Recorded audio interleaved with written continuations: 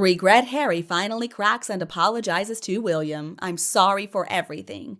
A tearful phone call to his brother, but why Catherine won't forgive him. Let's discuss these updates right now. Again, hello and a very warm welcome to Kate Middleton and the Queen channel.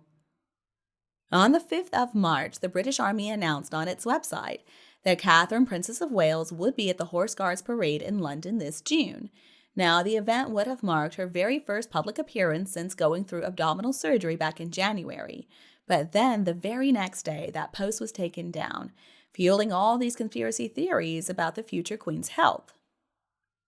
And things have gotten so crazy that a representative for Prince William released a statement about why exactly the heir to the throne hasn't decided to speak out to set the record straight on Catherine. So the statement read, his focus is on his work and not on social media. With Catherine still recuperating, King Charles III facing cancer treatment, and Queen Camilla taking a break from duties after weeks of covering for her ailing husband, William is having to deal with most of the royal responsibilities these days. Apparently, though, Prince Harry is wanting to help. So after years of estrangement and these feelings of spite, apparently Harry has finally cracked. According to a palace source who spoke with Life and Style magazine, he reached out and apologized to William for all the past drama he's caused, including the accusations he made in his book and interviews and just leaving the family in general. And this source is claiming the mea culpa came during a tearful hour-long phone call. He said, I'm sorry for everything, and asked William to let him pitch in during Charles's and Catherine's absences. Harry can see his brother is struggling. Now, the source claims that William was touched by the gesture, but still, it's going to take a lot more than one phone call to fix that feud. Reportedly, William accepted the apology, but he's waiting to see if Harry can be trusted.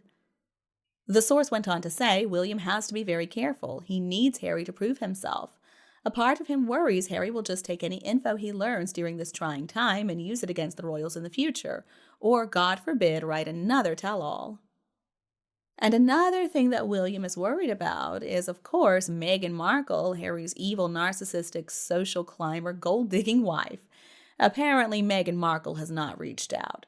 So the source says, though Harry no longer felt like he could stand by and do nothing, he hasn't suggested that Meghan's on board with his apology. The source said, still, William does want to open up to Harry. They used to be so close.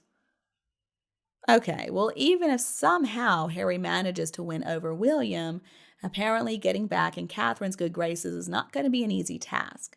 The source said Catherine's not on the same page as her husband and refuses to forgive Harry.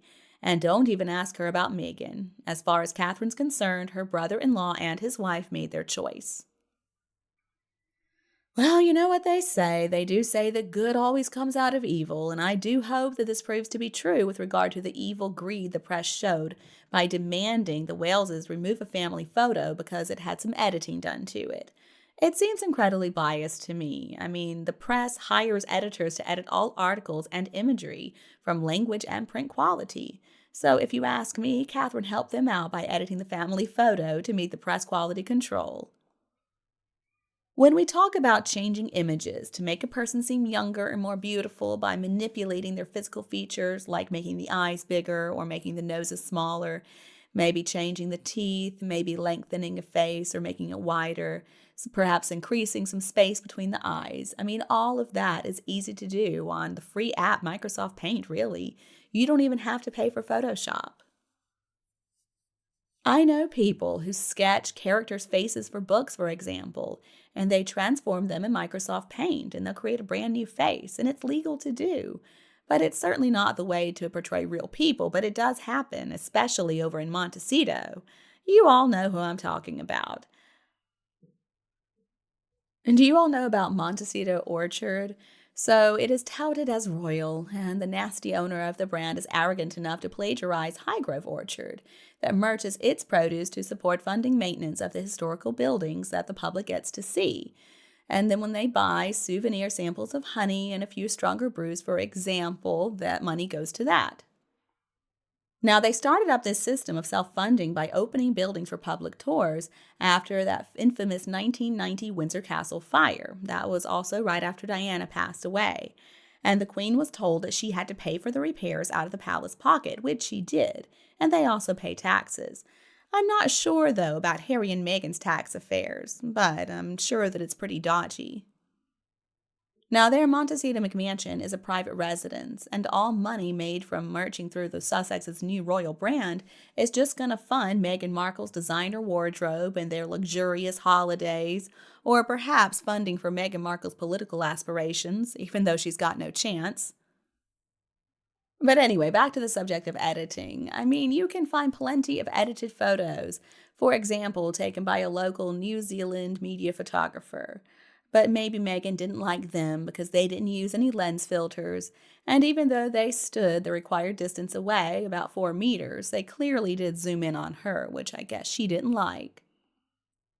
Funny enough, though, the very edited photo from the cut, I mean, it reminds me of an Aboriginal woman named Mary Ann Bugg, actually. She was the mistress of this Australian bushranger named Captain Thunderbolt, who I believe was supposedly a disgraced son of an English noble who was paid some amount of money to stay far away from England. Does that remind you of anybody? But anyway, Meghan Markle's new American Riviera orchard. I mean, what a load of BS that is. Is she going to be successful with this newest venture? I'm sure she's not. This is going to be the same as all her other BS. This is just going to be an example of Meghan Markle trying to make herself look better, showing off her reinvented self, showing off her reconstructed nose, her newest batch of Botox. It's going to be the same as it always is, a big load of BS. And poor Meghan Markle, we're also hearing that her ex-bestie Jessica Mulroney may be ready to spill the beans on her. Her friends are just disappearing left, right, and center. Whatever happened to Elton John? I thought he was in her corner. Apparently not. I doubt he's even letting them borrow his private jet these days. But no worries, because Meghan is just as delusional as ever. She'll comfort herself knowing that she's the reincarnation of Diana. Just look at that Cartier watch. She again will tell herself that everybody loves her. Everybody's just waiting to see her walk down the red carpet. The red carpet she has been practicing for since she was 13 years old, ready to accept her award. And of course, she's lamenting her decision to marry Prince Harry. She thought that was her ticket to fame, but it turns out he's an idiot.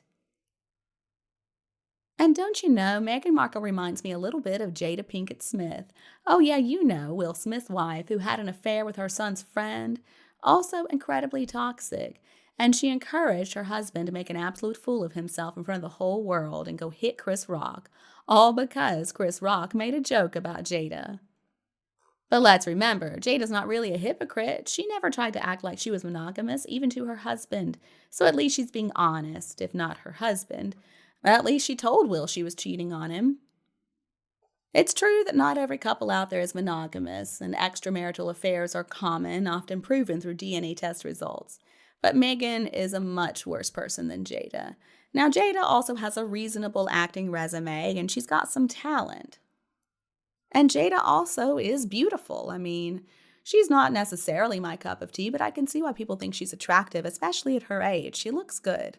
Meghan, on the other hand, no, I don't think so, with her chicken legs and boxy body and face that just keeps on changing. No, Meghan, you can give it up now. You're never going to be beautiful. And you, what do you think about these updates? Please tell me your opinion below in the comments. Don't be afraid to like and share this video with anybody else who would enjoy it anytime you want. And please subscribe to our Kate Middleton The Queen channel to support us more. Again, thank you so much for watching. Goodbye, and I'll be back to see you all tonight.